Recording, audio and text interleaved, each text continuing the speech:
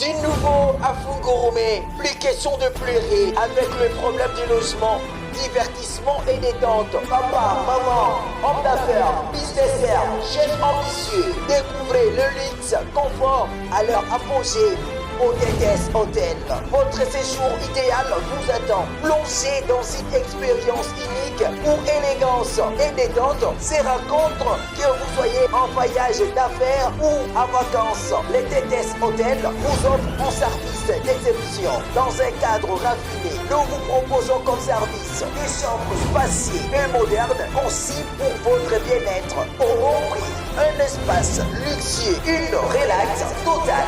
Nous sommes sur l'avenue des Failles, quartier d'Ipeta, derrière complexe scolaire La Colombe, qui se trouve à Kassolono, non loin du pont d'Ipeta. Pour plus de contacts, écrivez-nous, appelez-nous sur plus 243 99 77 95 150 plus 243 99 77 95 150. TTS Hotel où le luxe rencontre l'émotion.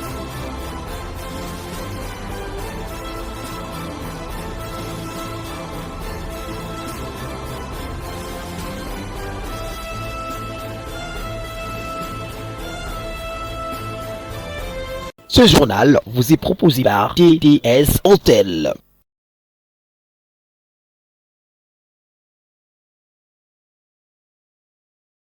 Bonsoir à toutes et à tous, il est 19h, heure de vous informer sur votre chaîne Safina RTS. Nous sommes mardi 26 mars 2025 et voici le principal titre pour ce journal.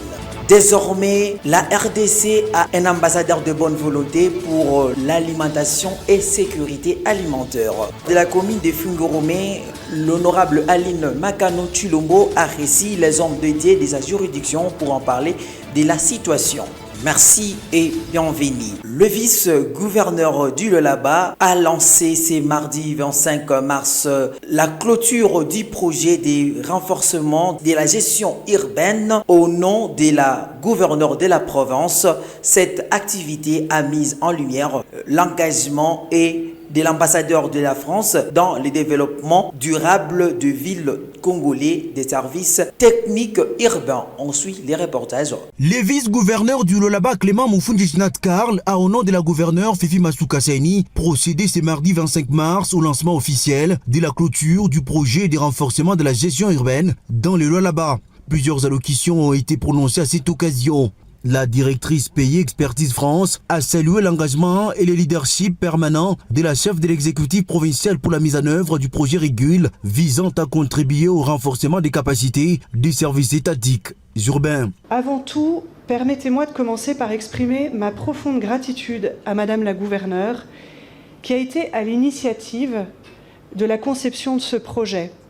C'est sous sa direction éclairée et avec son engagement personnel que ce projet a vu le jour au lendemain de son contact avec l'ambassadeur de France en République démocratique du Congo, répondant ainsi aux besoins urgents et aux défis majeurs que rencontrait la province de Lualaba et en particulier la ville de Kolwezi. Il est rare de voir un projet se réaliser avec autant de dynamisme et de conviction, et c'est en grande partie grâce à son soutien et à sa volonté de placer le développement urbain au cœur des priorités de la province. Ces projets financés par l'ambassade de France en République démocratique du Congo, les représentants de cette structure diplomatique ont estimé que ces projets étaient un modèle efficace pour le développement durable des villes au pays de Lumumba.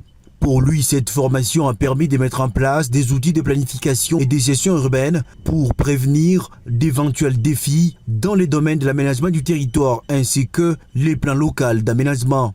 Les représentants du ministre provincial de l'urbanisme et habitat, le professeur et ingénieur Moïse Moukepe, son directeur de cabinet, a fait savoir que ces projets est une réponse rapide face aux pressions démographiques et environnementales que connaît la province du Lualaba. Dans son mot d'ouverture, le numéro 2 de la capitale mondiale du cobalt a jeté des fleurs au président Félix Tshisekedi pour sa détermination à restaurer la paix dans la partie orientale de notre pays. Clément Moufundi Karl a également déclaré que cette initiative est une étape cruciale pour la quête des solutions durables pour la planification urbaine et stratégique. Je tiens à exprimer ma reconnaissance à son Excellence Antoine Félix Tshisekedi Tshilombo pour ses efforts diplomatiques incessants visant à préserver l'intégrité de notre territoire face aux menaces extérieures.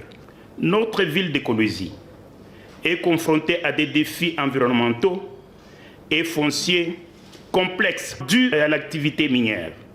Cependant, ces défis sont aussi des opportunités pour repenser notre planification urbaine et intégrer des pratiques durables. Les projets RUGIL, financés par l'ambassade de France, à travers l'expertise France, visent à renforcer les capacités des administrations locales en matière de gouvernance urbaine et planification stratégique. Ces projets contribuent également à alimenter la réflexion nationale sur la politique urbaine en République démocratique du Congo. L'engagement du gouvernement Masuka est de poursuivre avec les efforts pour un développement urbain et durable de la vie de Kolwezi en conciliant les besoins de croissance économique liés à l'exploitation minière et les exigences de l'urbanisation. La situation sécuritaire de la commune de Fungoromé, Madame Aline Makano Tshilombo, la bourgmestre AI de la commune de Fungoromé, a reçu dans son bureau des services les hommes de Dieu de sa juridiction pour en parler du problème de l'insécurité dans la commune. On écoute les reportages de sa cellule de communication. Au coup de sifflet de ce mardi 25 mars, détachement d'honneur opérant du bureau administratif de la commune de Fungoromé, le bourgmestre intermaire, l'honorable Aline Makano, débute sa journée avec le chef religieux de son entité. Suivant attentivement la situation générale de sa juridiction, en particulier la situation sécuritaire, des accidents qui se sont produits récemment à Fungoromé, la bonne élève de la gouverneure Fifi Masuka Saini se remet à Dieu. Un point à l'ordre du jour, c'était sur la sécurité de notre commune. Alors, comme vous le savez, tous ensemble, notre commune traverse un temps de déséquilibre sécuritaire. C'est-à-dire qu'il y a beaucoup de cas de vol à répétition, de banditisme, de criminalité, mais aussi avec beaucoup d'accidents sur la route nationale numéro 39. Tout ça, c'était un grand choc dans le cœur de notre autorité européenne, mais aussi dans le cœur de beaucoup de citoyens de la commune de Fungoromé. Comment chercher à éradiquer tout ça? C'est là où nous avons grandement remercié et félicité notre autorité parce qu'elle a compris qu'il faut Dieu. C'est ainsi que nous avons arrêté certains mécanismes et certaines stratégies pour voir de quelle manière et dans quelle dimension on peut organiser un bon programme pour faire d'abord un grand culte qui doit dédier et consacrer notre commune entre les mains de Dieu, afin que Dieu soit dedans. Et puis les deux, ce sont des stratégies sécuritaires que nous avons arrêtées ensemble avec l'autorité, ce n'est pas à dévoiler sur le micro, pour vraiment éradiquer cette insécurité qui devient tellement inquiétante et qui met vraiment mal à l'aise les vies et les plaisirs des citoyens, surtout aussi de nos fidèles, des hommes de Dieu que nous encadrons dans notre commune de Fungoromé. D'arrache-pied, Aline Makano tient à la quiétude de ces sujets. Journée audience, les mamans de l'église méthodiste, quant à elles, sont venues admirer de près le rapprochement qu'incarne l'intermaire Aline Makano et sa population. La Ligue des jeunes de l'Union pour la démocratie et le progrès social UDPS Fédération de Kolwezi, Lualaba 2, ne reste pas indifférente face à la gestion orthodoxe de l'administration Makano à Fungoromé. La commune n'est pas statique. On a vu une évolution. Sur tous les plans, l'assainissement est à la hauteur. Elle se bat du jour, matin, midi, soir pour assainir sa municipalité. Et c'est le pourquoi nous sommes venus lui apporter notre soutien. Étant membre de l'IDPS, bien que nous sommes de l'IDPS, au moins nous avions vu et constaté qu'elle est dans la vision du chef de l'État et c'est pourquoi nous sommes venus l'accompagner. En prenant rendez-vous avec ces sujets au cabinet de travail ou sur terrain, le bourgmestre intermaire de la commune de Fungoromé, l'honorable Aline Makano, se veut être la copie conforme à l'original de la gouverneure Fifi Masuka Saini, elle, qui s'inspire du président Félix Tshisekedi, qui priorise le bien-être du peuple congolais. De nouveaux facilitateurs désignés dans le conflit Rwanda-RDC. Tous, ils sont au total 5 anciens chefs d'État africains. C'est l'une des résolutions des sommets conjoints des SADC et AEC. Suivez ces reportages.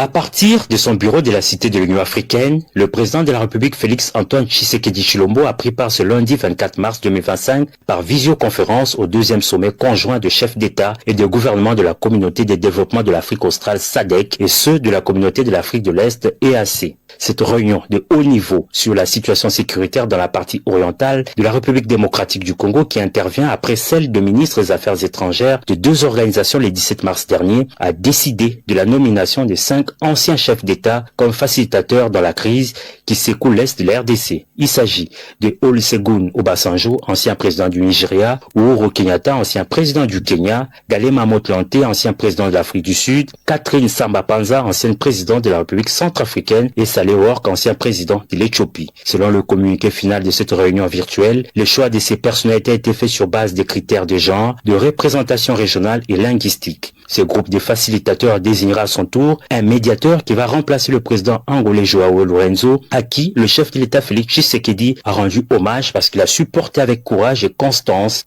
un processus délicat ouvrant des espaces de dialogue à des moments où l'espoir semble vaciller. Ce sommet a par ailleurs adopté le rapport sur les résultats de la réunion conjointe de chefs d'état-major, la feuille de route détaillant les mesures à mettre en œuvre à court, moyen et long terme en vue d'instaurer une paix et une sécurité durable dans l'Est de la RDC. Pour le président Félix Tshisekedi, il est impératif que tous les engagements qui avaient été pris lors du premier sommet conjoint du 8 février dernier en Tanzanie, ainsi que ceux issus de la résolution 2773 du Conseil de sécurité des Nations Unies, soient pleinement mis en œuvre, un cessez-le-feu immédiat et un retrait total, véritable et durable de toutes les forces étrangères de notre territoire. Le chef de l'État estime que l'annonce du retrait du M23 et de l'armée rwandaise de Walikale est un premier pas positif, mais cela ne constitue pas une mesure suffisante tant que d'autres territoires demeurent occupés. La protection de l'intégrité territoriale et de la souveraineté de la RDC n'est pas négociable. Ce sommet SADC-EAC a été coprésidé par le président de l'EAC et président de la SADC et le président du Zimbabwe, Emerson Nanga. Toujours dans le même affaire